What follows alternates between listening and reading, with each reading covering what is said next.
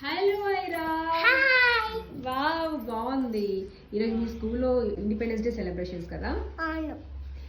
బాగుంది. ఓకే, బాగుంది, ఫ్లాగ్ బాగుంది. ఓకే, ఇట్రా నీకొక చెప్తా. ఇట్రా,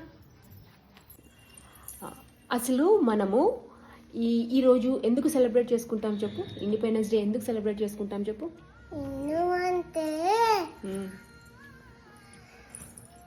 ఎందుకంటే చెప్తాను నీకు. ఓకే, మనం ఎందుకు సెలబ్రేట్ చేసుకుంటామంటే చాలా ఇయర్స్ కింద వేరే అంకుల్స్ మనల్ని రూల్ చేసేవాళ్ళు అనమాట. రూల్ అంటే వాళ్ళు చెప్పినట్టే వినాలి, వాళ్ళు ఏం చెప్తే మనం అదే చేయాలన్నమాట. మరి ఇది కరెక్ట్ కాదు కదా.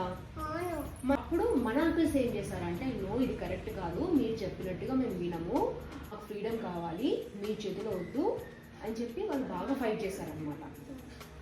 అయినా వాళ్ళు వినలేదు, వేరే అంకుల్స్ వినలేదు. అప్పుడు ఏం చేశారు, చాలా కొట్టారు, మన అంకుల్స్ని జైల్లో వేశారు. ఏం వేసినా కూడా వాళ్ళు వినలేదన్నమాట. అప్పుడు వినకపోతే ఏమైంది, మన అంకుల్స్ ఏం చేశారంటే గొడవ పడ్డారు. ఎలా?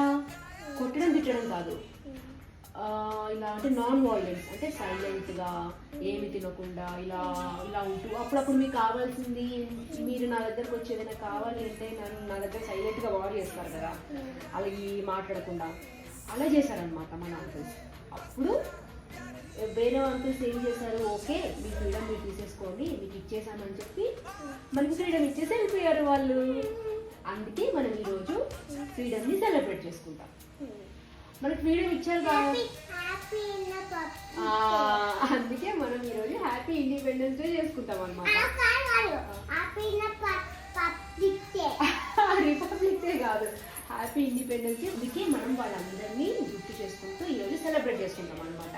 అంటే వాళ్ళకి థ్యాంక్స్ చెప్తున్నాం. ఓకేనా? ఓకేనా? ఓకే, అర్థమైందా?